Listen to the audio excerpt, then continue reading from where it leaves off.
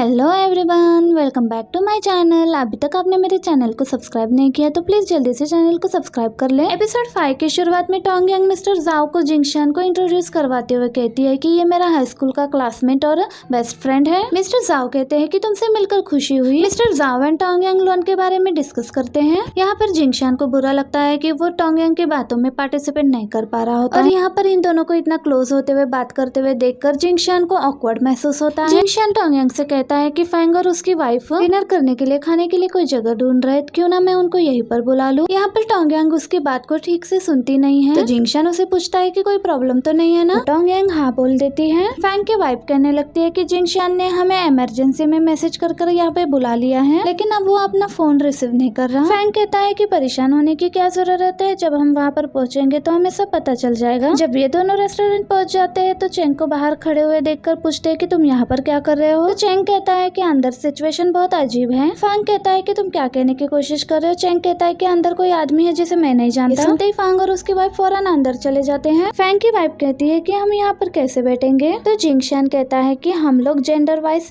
Seat को बांट सकते हैं। अब ये सब लोग यहाँ पर बैठ तो जाते हैं लेकिन फांग को बहुत मुश्किल होता है। ये देखकर शांग कहती है कि मेरा हस्बैंड मेरे साथ बैठ सकता है। जिंगशान कहता है कि हाँ बैठ जाए। टोंग यांग कहती है कि कैसा इत्तेफाक है कि आज तुम लोग भी यहीं पर खाना खाने के लिए आ गए हो। तो जियांग कहती है कि जिंगशान ने हमें यहाँ पर बुलाया था। ये सुनकर टोंग यांग हैरान हो जाती है।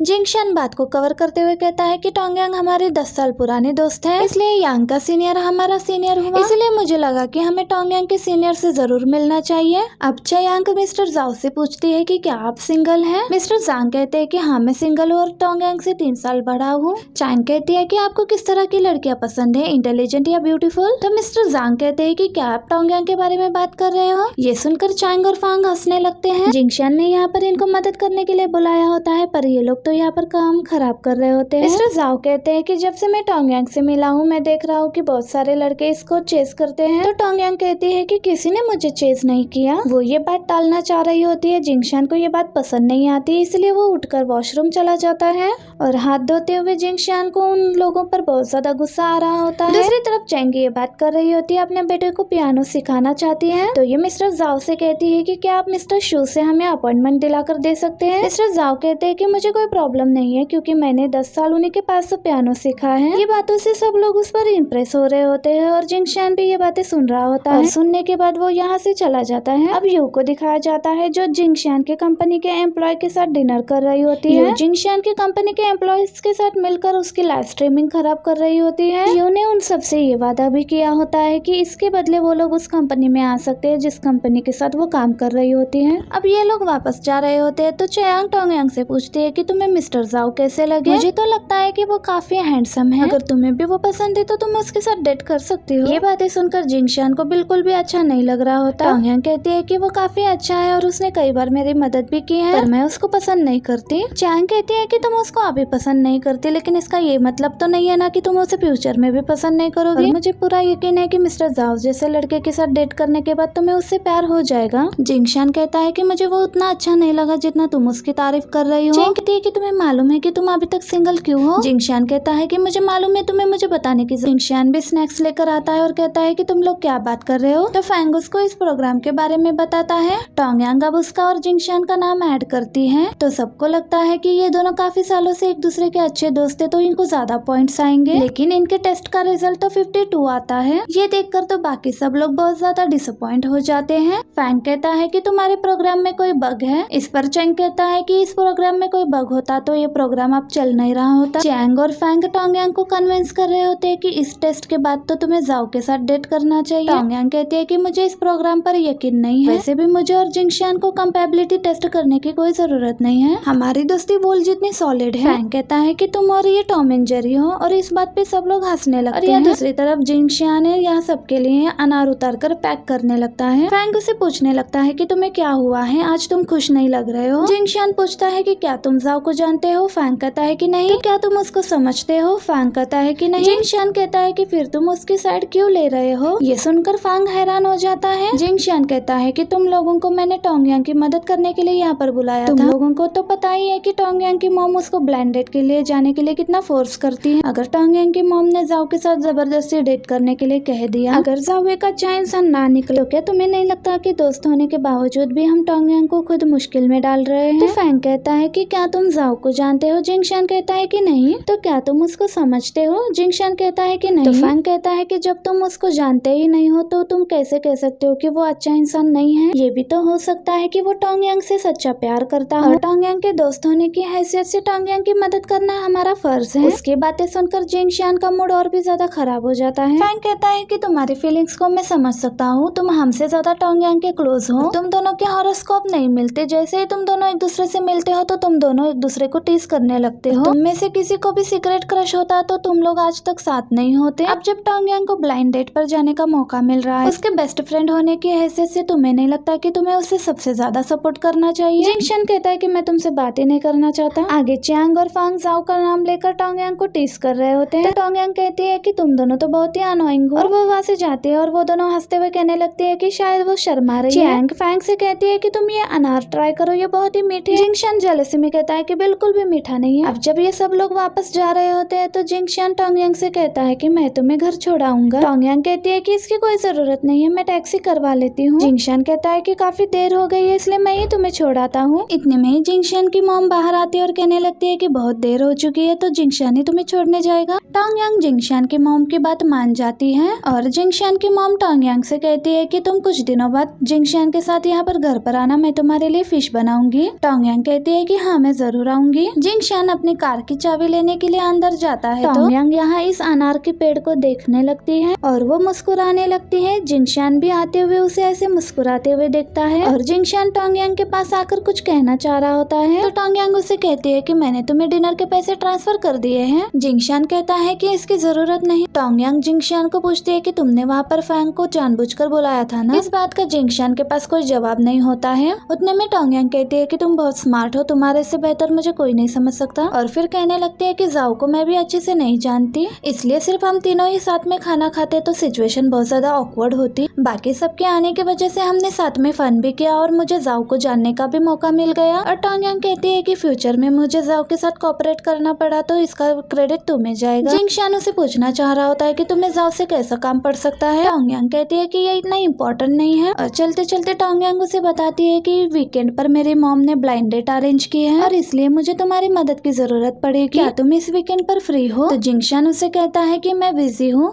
और यहीं पर हमारा ये पार्ट भी एंड हो जाता है। वीडियो अच्छी लगे तो प्लीज वीडियो को ज्यादा से ज्यादा लाइक करिएगा ताकि मैं इसका नेक्स्ट पार्ट आपके लिए जल्द से जल्द लेकर आ सकूं। और चैनल को भी सब्सक्राइब जरूर कर लेना। मैं मिलती हूँ नेक्स्ट वीडियो में। Bye bye.